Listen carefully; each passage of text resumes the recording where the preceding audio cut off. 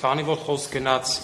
մեծ պահանջարկ ունեցող նոր չափորոշիչներով հաշվառման համարանիշերի եւ առանձնահատուկ պահանջարկ ունեցող համարանիշերի տարբերության մասին, որպես իրազեկում քաղաքացիներին, հավելեմ հետեւյալը, որ առանձնահատուկ պահանջարկ ունեցող հաշվառման համարանիշերը հնարավոր է ձեռք բերել միայն էլեկտրոնային աճուրդի մասնակցության միջոցով։ Իսկ նոր չափորոշիչներով մեծ պահանջարկ ունեցող համարանիշերը քաղաքացին կարող է ավելի հեշտ ձեռք բերել կոնկրետ տրանսպորտային միջոցը հաշվառման գործընթաց իրականացնելուց հստակ սահմանված արժեքի վճարմամբ կարող է ստանալ։ Ուղիղ ձեռքբերման մասին է խոսքը, աճուրդի մասին չէ։ Եվ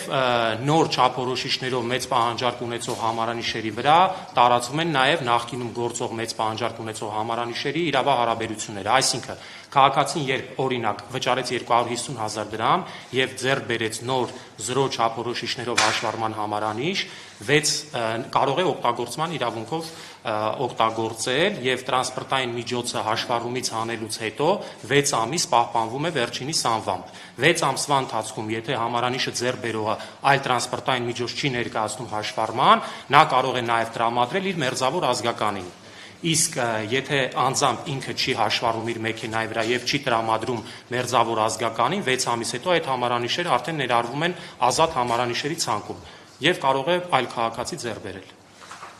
Այսինքն ընդհանուր կարգավորումների իմաստով էլ որևէ բան չի փոխվել։ Ավելացել են միայն նոր չափորոշիչներ եւ սահմանվել են դրանց գները։ Առավել եւս ոչինչ չի փոխվել առանձնահատուկ պահանջարկ ունեցող համարանիշների իմաստով։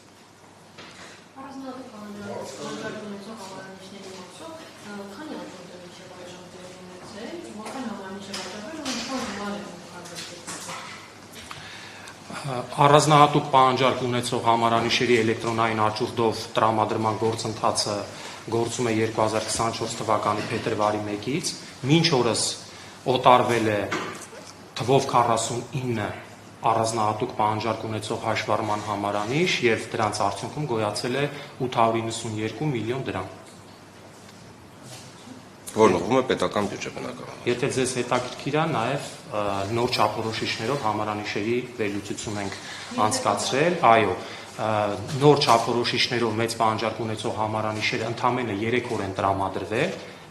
կառավարության որոշումը ուժի մեջ մտնելուց հետո եւ 3 օրվա ընթացքում տրամադրվել է 224 հաշվառման համարանիշ, որի արդյունքում գոյացել է 234 միլիոն 400 հազար դրամ։ Ավելի շատ ընդունելի է քաղաքացիների կողմից եւ ավելի շատ վաճառվել է 600,000 դրամ արժողությամբ համարները։ 224-ից 165 հատ 600,000 դրամանոց համարանիշ է ուտարվել։ Համեցեք։ Ուզում վաղտեն թե ինչ ստատուստիկա կա, ասենք 2-0-ով, 3-0-ով էլ դիտեք այգում բանակ կարող է։ 2-0-ով 664։ Մեծ պահանջարկ ունեցող չի։ Որը քիչ գինի է դեռ ու շրջանի կապը դասկանան է դեռ։ Այդ կարգի համանել է բանալը տարել ու շել է կաչ ու վերլուծություն օրինամուտը որոշել է անկել կա։ Իսկ ինչու դուք դա չեք համարում մեծ պահանջարկ ունեցող։ Որովհետև լավ չի նայում 2-0-664 Չէ, ես կարծում եմ կան նաև մարդիկ, որոնք ձերպես չեն մտածում, իհարկե դա շատ սուբյեկտիվ է երևի թե նաև ձեր կարծիքը, բայց այնուամենայնիվ 0 մի կողմ 0-ների առկայությունը արդեն իսկ համարանիշի արժեքը բարձրացնում է։ Սա պետք է նկատի ունենալ։ Առավել եւս 3 թվից 2-ը ձեր վերած օրինակում կրկնվում է։ Դուք առնվազն 2 հատկանիշ ասացիք, որոնց ուժով կարելի է դա դիտարկել մեծ պահանջարկ ունեցող։ Մի կողմ 2-0,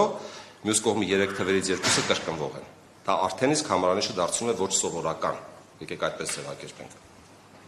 Իսկ եթե չեն համարում, համենայն դեպս գործընկերս նշեց վիճակագրական թվեր, որոնք հակառակի մասին են վկայում, այսինքն հարությունը, եւ ես նշեցի իմ խոսքում, մենք այս փոփոխությանը գնացել ենք ոչ թե այդպես ուղղակի, այլ նաեւ հանրային կարծիք ենք հետազոտել։ Եվ այսօր վիճակագրությունը արդարացնում է հանրային կարծիքը։ Իհարկե։ Հենց 3 օրվա փորձը վաճառված համարների ցույց է տալիս, որ կատարված փոփոխությունը կարող ենք համարել արդարացված։